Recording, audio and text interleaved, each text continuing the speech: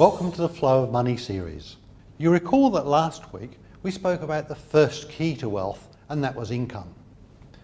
Today we will be speaking about the second key, which is minimising taxation. The strategies to implement to minimise taxation are: make an effort to understand taxation, make an effort to understand what the rules are, keep good records, and seek good advice. We've already discovered that to manage our affairs, we need possibly to earn more income rather than spend less. Another way to manage our affairs is to pay less tax. We'll see you next week.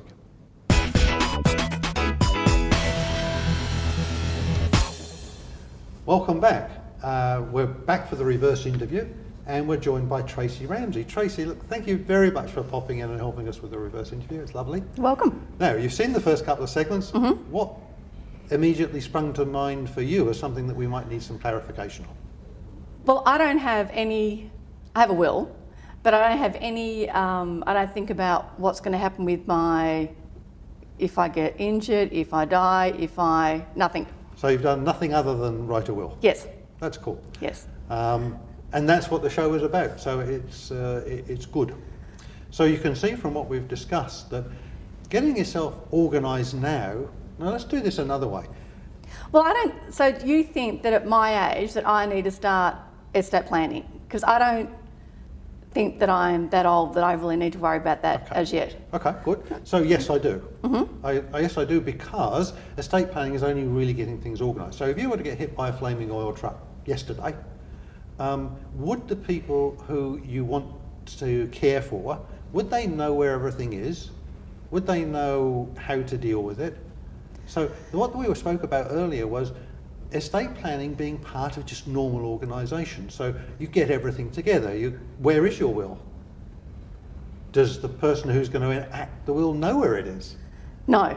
Do you have powers of attorney? Where are they? Do you have a mortgage? Where is it? Do you have a title deed? Where is that?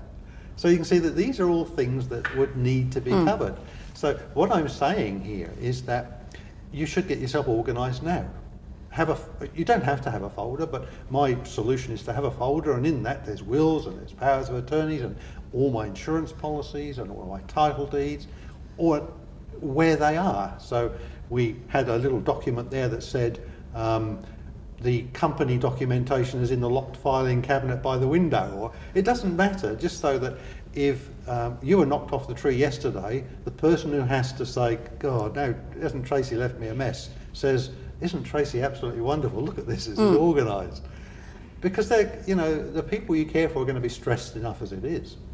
Yeah, I think I know where things are, but they wouldn't know where to find it. Absolutely. Well, that's normal, isn't it? Yeah. Yeah, particularly with... And it is mostly together. Especially gender-based biases. Blokes know nothing, yeah. So it's just pulling all together. And then, do you want to be buried? Do you want to be cremated? Do you want to have your service in a church? Do you want it at the chapel or the crematorium? Do you want certain hymns? Would you like somebody to read a eulogy? I mean, this is all really unimportant in the scheme of things, but if those decisions are made, that's fewer decisions to be left to somebody else. Would mum want this done or that done, or she liked that hymn, I'm not sure about that, she didn't like it toward the end of her life, she wanted it at church but she stopped going to church later on. All of these things, they're decisions that you can take away from people you care about with good planning. Yeah, because I know that for mum, but I've never thought about me having what I would want somewhere. Yeah, because you're not old enough, are you? No, I'm not old enough. No, but you can see. And if I die suddenly, well then... You've left the same problem. I don't know, yeah. If you were 97, the same problem exists for a person who's 97 as somebody who's 18. The fact is that if something was to happen to them, somebody else has to deal with it. Yeah. So in estate planning, we've spoken about it being the orderly distribution in a tax-effective manner of your estate upon death, but I'm trying to help the viewers understand that it's more than that.